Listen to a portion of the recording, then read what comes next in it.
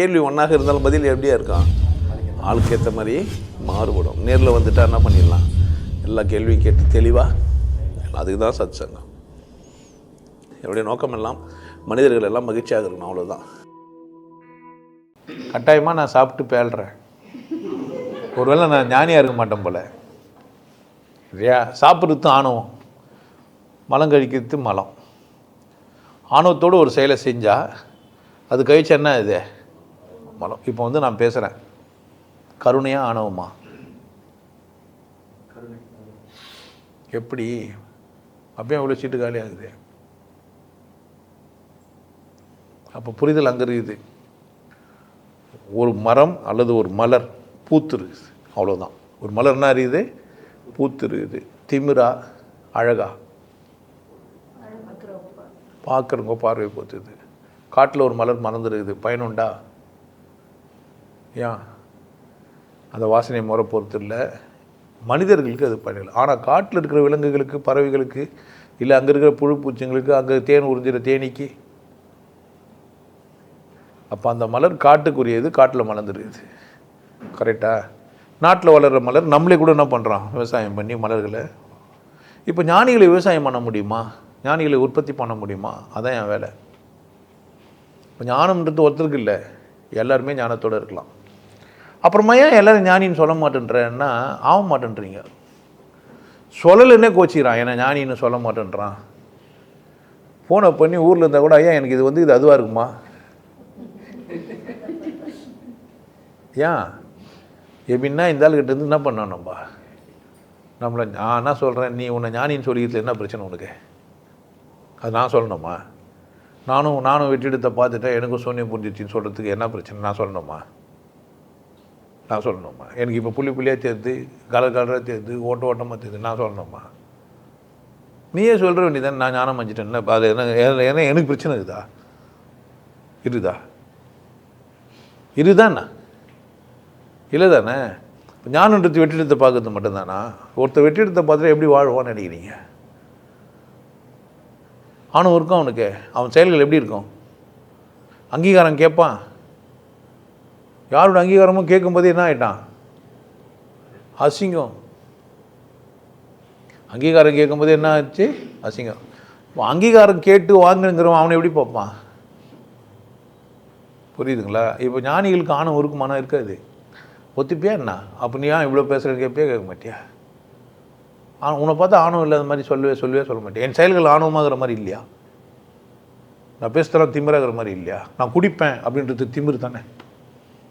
ஒரு ஞானம் மஞ்சிருக்கிறேன்றான், கடவுள் புரிஞ்சிச்சுன்றான், குடிப்பேன்னு சொல்லலாமா? குடிச்சா கூட குடிச்சின்னு போகலாம், ரகசியமாக குடிச்சிட்டு போக வேண்டியது தானே. ஒருத்தன் கமெண்டே எழுதிக்கிறான், குடி தானே, குடி என்னையே குட்டுறான். ஊரில் இருக்கிறவங்களாம் குச்சி கெட்டு போக மாட்டானா? நீ நல்லா உன் அணின்னு கேட்குறான். முதல்ல மனுஷனாடா நீ, ஞானம்லாம் அப்புறம்.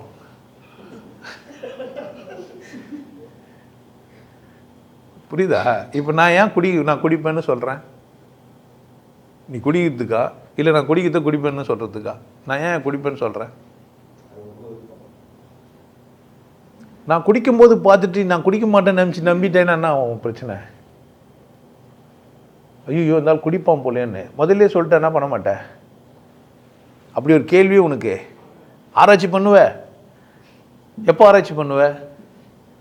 நான் நல்லவனா நீ என்ன பண்ணுவேன்னா, நல்லவனுக்கான இலக்கணத்தெல்லாம் வச்சுன்னு இப்போ அப்படி என்ன ஆராய்ச்சி பண்ணுவேன்.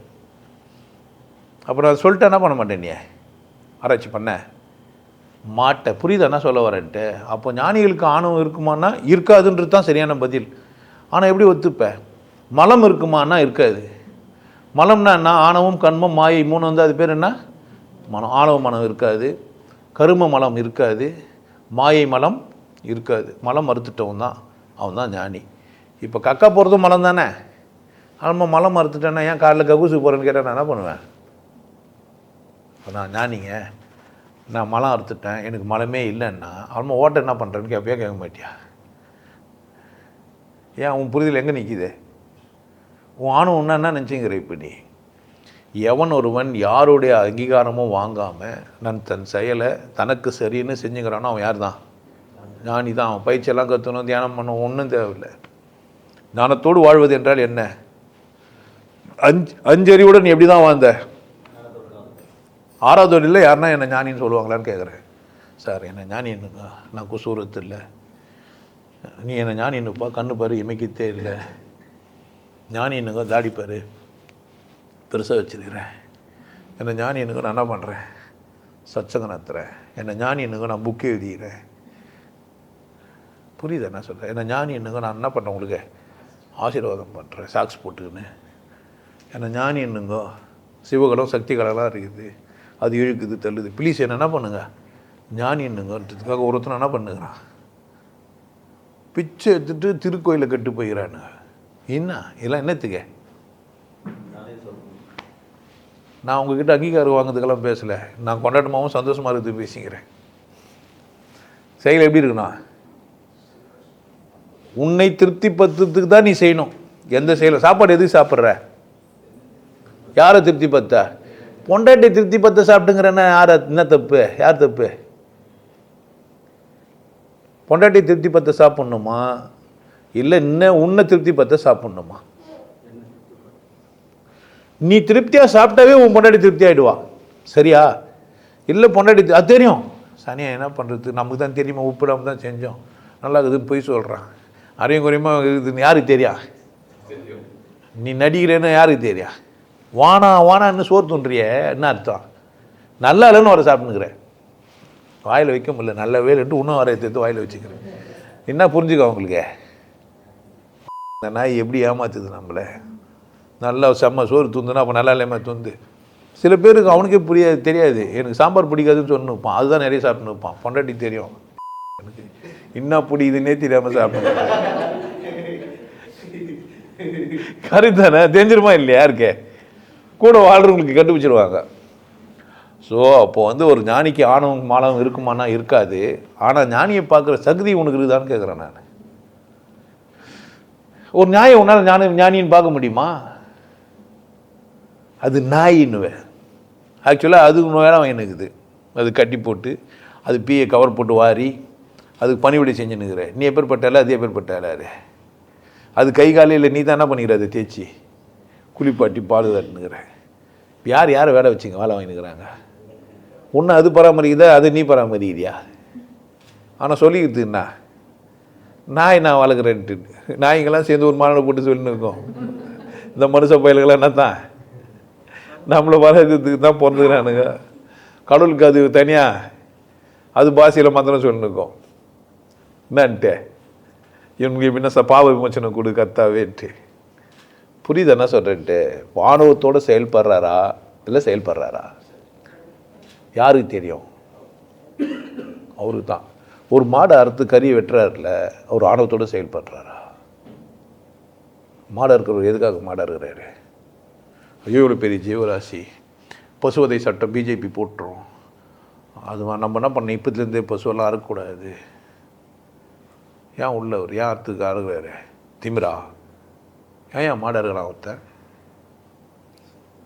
மாடு எதுக்கு அறுக்கிறான்? அவனுக்கு முதல்ல அவனுக்கு சோறும், மற்றவங்க சோறுலாம் அப்புறம். மாடு அறுத்த தான் என்ன பண்ண முடியும்?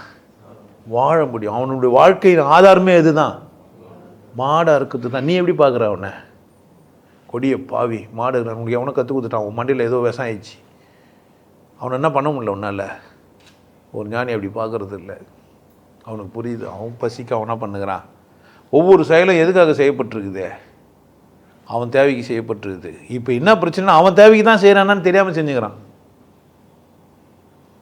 அவன் தேவைக்கு தான் அதை செய்கிறான்னு தெரிஞ்சால் குற்ற உணர்வு வரும் அவனுக்கு? வராது. எப்போ குற்ற உணர்வு வருது? அவனே குற்ற உணர்வோடு செய்கிறான் அந்த செயலை. எப்போ? தேவைக்கு செய்யலை. தேவைக்கு செய்யும்போது குற்ற உணர்வு வரும். அப்போ அவனுக்கு கூட அது புரியல. அப்போ அதை அவன் ஆணவத்தோடு செய்கிறான்.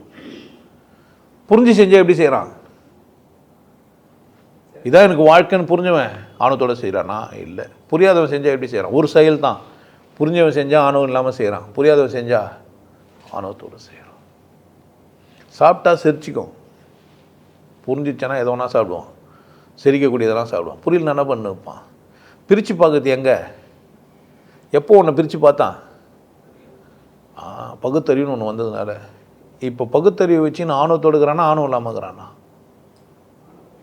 யாருக்கு தான் தெரியணும்? அவனுக்கு தான் தெரியணும். போதுன்னுங்கிறானா வானானுங்கிறானா? இன்னொருத்தர் தொல்லை பண்ணுறதுக்கு வாழ்கிறானா, நான் தன்னை திருப்தி பற்றிறதுக்கு வாழ்கிறானா? ஒருத்தன் பாட்டு பாடி கொண்டாட்டமாகறான், இன்னொருத்தர் தூங்கக்கூடாதுன்றதுக்காகவும் அவன் கொண்டாட்டமாக இருக்கிறதுக்கா? 2 விதம் இருக்குது. நிறைய பேர் பாட்டு போட்டு வெளியே வச்சுருவானுங்க ஸ்பீக்கரை, பார்த்துக்கிறீங்களா? கோயிலெலாம் ஆறுனு கட்டும், வெளியெல்லாம். கோயிலுக்கு போனால் சத்தமே கேட்காது. கல்யாண வீட்டில் அந்த காலத்தில் கிராமத்துங்களில் கல்யாண வீட்டில் பார்த்தீங்கன்னா கல்யாண வீட்டில் சத்தம் கேட்காது. தள்ளியை தந்து எதிர் வீட்டில் யார் பிடிக்காதோ அவங்க வீட்டில் ஆறுனு வச்சுட்டு இருப்பாங்க. அது நைட்லாம் கத்திங்க எடுக்கும். இப்போ தான் சட்டெல்லாம் போட்டு காலையில் 8 மணிக்கு இப்போ ரேடியோ போடுங்கடா, 8 மணிக்கு போடுங்கடான்றானுங்க. இல்லைன்னா பண்ணுப்பானுங்க. ஐயோ விடிய விடிய பாடுனுப்பானுங்க. யாரோ ஒருத்தர் சேர்த்துட்டாங்கன்னா கிராமத்துங்களில் இன்றைக்கும் நைட்லாம் பாட்டு பாடுனுப்பானுங்க. என் பக்கத்து வீட்டுக்காரனை தூங்காமல் பார்த்துக்குது.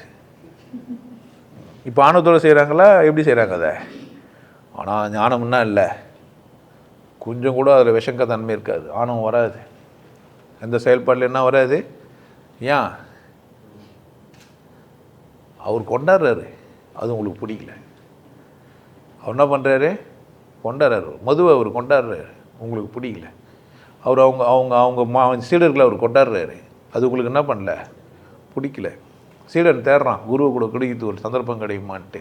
அது அவனுக்கும் குருவுக்குமான ஒரு ஒப்பந்தம். அதில் அவன் சந்தோஷமாகறான்.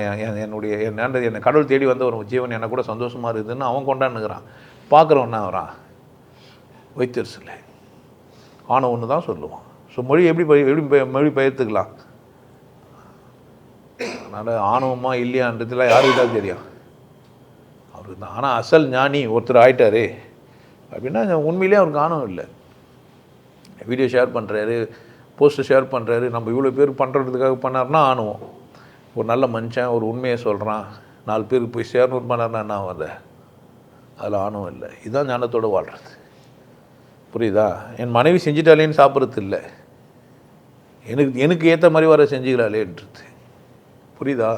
இப்போது ஒரு செயல் ஆணவமா இல்லையான்னு யாருக்கு மட்டும்தான் தெரியும்? உனக்கு மட்டும்தான் செய்கிறோம். உன் தேவையை பொறுத்து நீ செய்யும்போது அது ஆணவம் இல்லை, உனக்கு அது தேவை. பித்தியாருக்கு அது அசிங்கமாக தெரிஞ்சாவோ ஆணவமாக தெரிஞ்சதோ யார் பிரச்சனை இருக்குது? ஆனால் உண்மையிலேயே உனக்கு தேவையா இல்லையான்னு யார் கேட்கணும்? நீ அது சிக்கல் ஏற்படுதுன்னா அந்த வானன்னு விடுறதும் யார் கையில் தான் இருக்குது? ஏன் டைலமாவாகிற?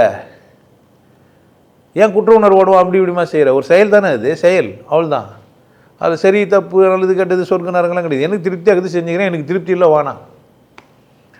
எனக்கு இப்போ இட்லி பிடிக்கல சொல்லாமல் சொல்லக்கூடாதா? டெய்லி இட்லி சாப்பிடுவியா வானான்ற. எனக்கு இப்போ பிடிக்கல, இப்போ எனக்கு என்ன வானா சொல்லலாம் தானே. இப்போ செயல் செய்யணுமா செய்யக்கூடாதுன்றது யார் முடிவு பண்ணா? ஆணவம்லாம் இருக்காது. ஆணவம் கண்மம் இதுதான் மாயன்னு புரிஞ்சிச்சு, மலம்னு புரிஞ்சிச்சாரா மலமும் அவருக்கு இருக்காது. மற்றபடி சாப்பிட்றது ஆணவம்னு நினச்சிங்கன்னா முடிஞ்சிச்சு. மலம் கழிக்கிறது மலம் இருக்குதுனால தானே கழிச்சாருன்ட்டிங்கன்னா முடிஞ்சிச்சு. ஸோ ஒரு ஞானியை இன்னொருத்தர் அங்கீகாரம் தரணும்னு அவசியம் இல்லை. நீங்கள் புத்தியார்கிட்ட என்கிட்ட கூட நீங்கள் அங்கீகாரம் வாங்கி வாழக்கூடாது.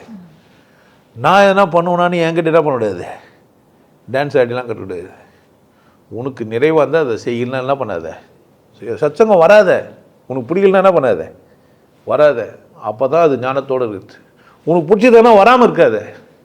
அதில் பொண்டாட்டி புருஷன் அண்ணன் தம்பியெல்லாம் சும்மா பேச்சு. உங்கள் செத்தா வருவாங்களா என்ன? இந்த இடத்துக்கு வந்தால் அப்படி வரணும், இல்லைன்னா பண்ண கிடையாது. இங்கே உட்காந்து அங்கே யோசிச்சுனுக்குது, அங்கே உட்காந்து இங்கே யோசிக்கிறது, ரெண்டுமே என்ன தான்? ஆணவம் தான். முடிஞ்சா வா, முடியலன்னா என்ன பண்ணேன்? வராது. வருஷத்துக்கு ஒரு முறை வா, மாதத்துக்கு ஒரு முறை வா, வாரத்துக்கு ஒரு முறை வா, எப்போ வா. அது யாருது? யார் இஷ்டத்தில் இருக்கணும்? அப்போ உங்கள் செயல் உங்கள் இஷ்டத்தில் இருந்தால் நீங்கள் யார் தான்? ஞானி தான். புரிஞ்சிச்சா? யோகி தான் வேறு. நெற்றிக்கண் விழிப்பு வெற்றிடத்தை பார்த்தா அவருக்கு பேர் என்ன? யோகி. தன்னை சரின்னு ஒருத்தர் வாழ்ந்தா அவருக்கு பேர் என்ன? இப்போ ஞானியா யோகியா?